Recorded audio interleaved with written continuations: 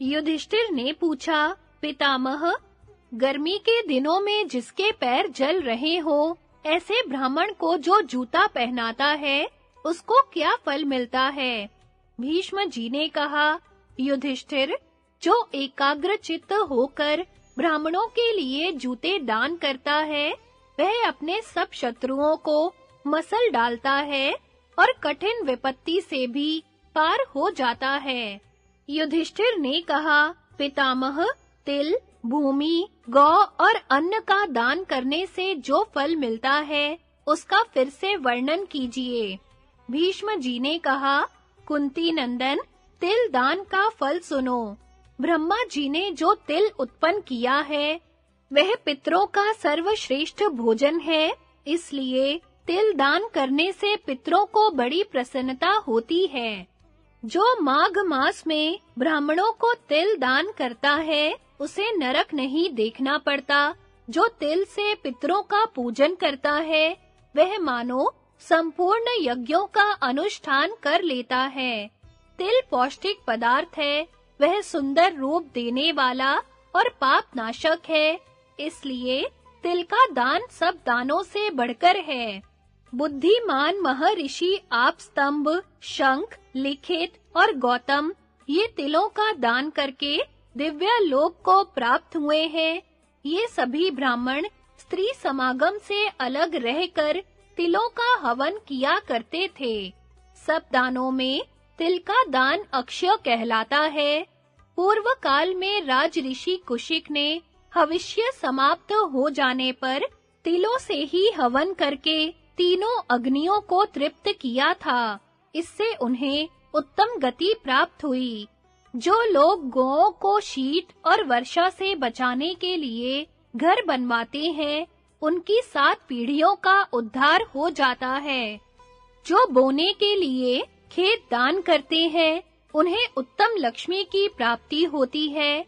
रत्न गर्भा पृथ्वी का दान करने से वंश की वृद्धि होती है। जो भूमि ऊसर, जली हुई और शमशान के निकट हो तथा जहाँ पर पापी पुरुष निवास करते हो, उसे ब्राह्मण को दान में नहीं देना चाहिए। जो दूसरों की जमीन में श्राद्ध करता है अथवा दूसरों की भूमि दान में देता है, उसके श्राद्ध और दान का फल पितरों के द्वारा नष्ट कर दिया जाता है। इसलिए बुद्धिमान पुरुष को अधिक नहीं तो थोड़ी सी भूमि अवश्य दान करनी चाहिए। अपनी जमीन में दिया हुआ पिंड अक्षय होता है। वन, पर्वत, नदी और तीर्थों का कोई स्वामी नहीं होता, अतः वहां श्राद्ध करने के लिए भूमि खरीदने की आवश्यकता नहीं है। युधिष्ठिर, इस प्रकार मैंने तुम्हें भूमि दान का फल बतलाया। इससे आगे गोदान का फल बतला रहा हूँ। गौएं संपूर्ण तपस्वियों से बढ़कर हैं, इसलिए भगवान शंकर ने गौओं के साथ रहकर तप किया था। जिस ब्रह्मलोक में सिद्ध ब्रह्म ऋषि भी जाने की इच्छा करते हैं, वही ये गौएं चंद्रमा के साथ निवास करती हैं। ये अपने दूध, दही, घी, गोबर, चमड़ा, हड्डी, सींग और बालों से भी जगत का उपकार करती रहती हैं। इन्हें सर्दी, गर्मी और वर्षा का कष्ट विचलित नहीं कर पाता। ये गौएं सदा ही अपना काम किया करती हैं, इसलिए ये ब्राह्मणों के साथ ब्रह्मलोक में जाकर निवास करती हैं। इसी से गौ और ब्राह्मण को विद्वान पुरुष एक बताते हैं। जो मनुष्य उत्तम ब्राह्मणों को गोदान करता है, वह संकट में पड़ा हो तो भी उस कठिन विपत्ति से मुक्त हो जाता है। देवराज इंद्र का वचन है कि गौओं का दुग्ध अमृत है, इसलिए जो दूध देने वाली गायें दान करता है, वह मानो अमृत का ही दान करता है।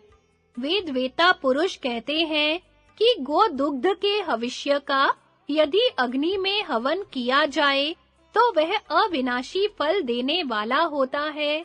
अतः जो धेनु दान करता है, वह हविष्य का ही दान करता है। बैल स्वर्ग का मूर्तिमान स्वरूप है। जो गुणवान ब्राह्मण को बैल दान करता है, उसका स्वर्ग लोक में सम्मान होता है। गौएं प्राणियों के प्राण कहलाती हैं, इसलिए जो दूध देने वाली गौ दान देता है, वह मानो प्राण दान करता है।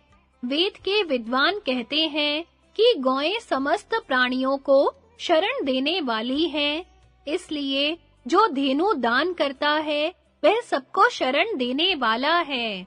जो मनुष्य वध करने के लिए गौ मांग रहा हो, उसको और नास्तिक, कसाई तथा गौ से जीविका चलाने वाले को भी गौ नहीं देनी चाहिए। वैसे पापियों को गौ देने वाला पुरुष नरक में पड़ता है, ऐसा महर्षियों का वचन है। जो दुबली हो, जिसका बछड़ा मर गया हो, तथा जो ठांट, रोगिणी, किसी अंग से हीन और बूढ़ी हो, ऐसी गौ ब्राह्मण को नहीं देनी चाहिए। इस प्रकार यह गोदान, तिल दान और भूमि दान का महत्व बतलाया गया। अब पुनः अन्न दान की महिमा सुनो। अन्न दान सब दानों में प्रधान है। राजा रंती देव ने अन्न का दान करके ही स्वर्ग लोक प्राप्त किया।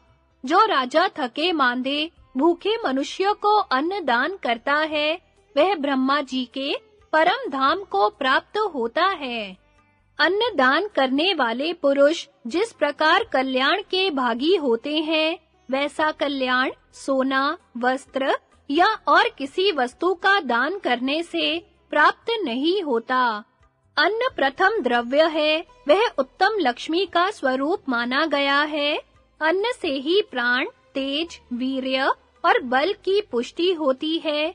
पराशर मुनि का वचन है कि जो मनुष्य सदा एकाग्र चित्त होकर अन्न का दान करता है, उस पर कभी दुख नहीं पड़ता।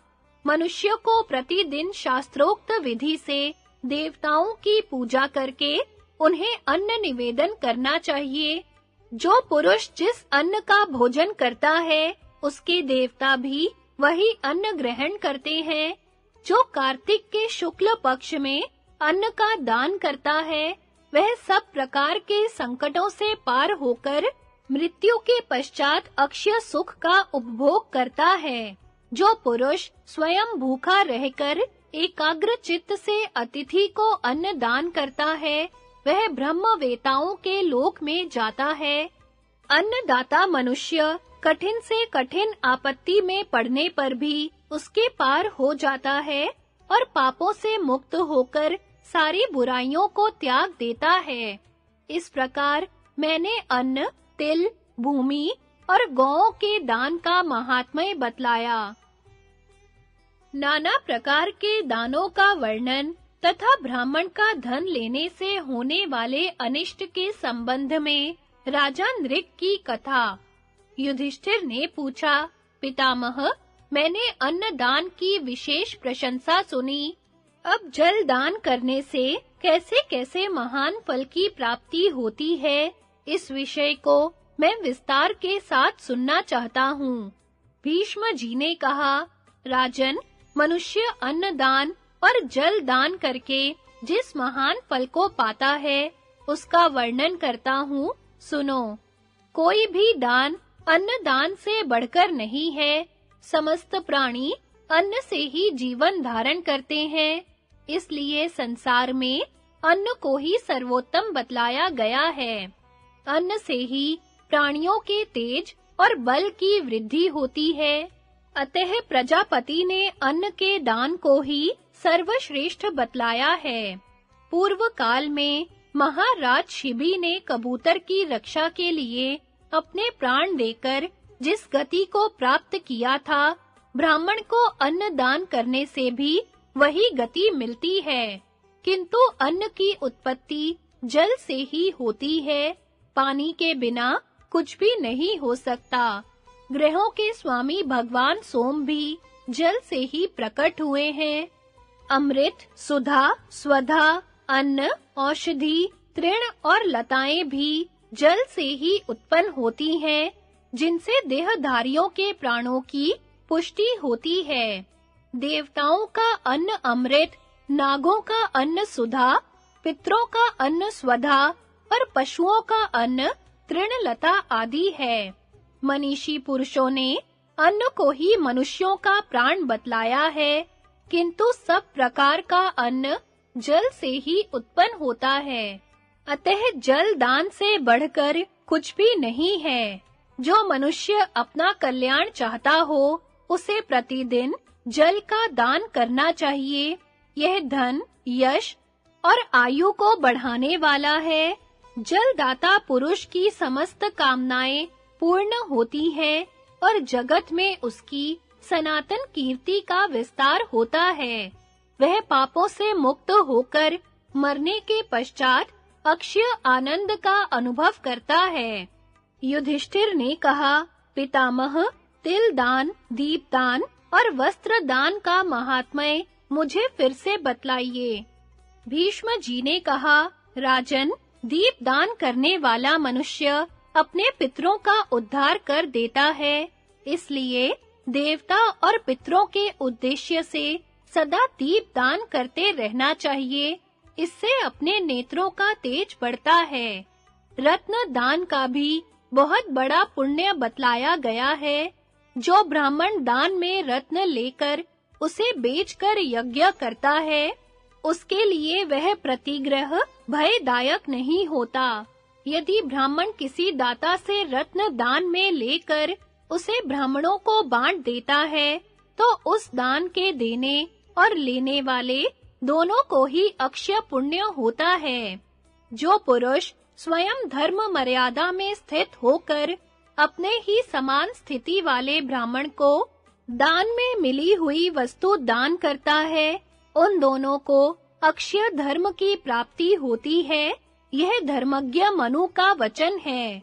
जो मनुष्य वस्त्र दान करता है, वह सुंदर वस्त्र और सुंदर वेश धारण करने वाला होता है।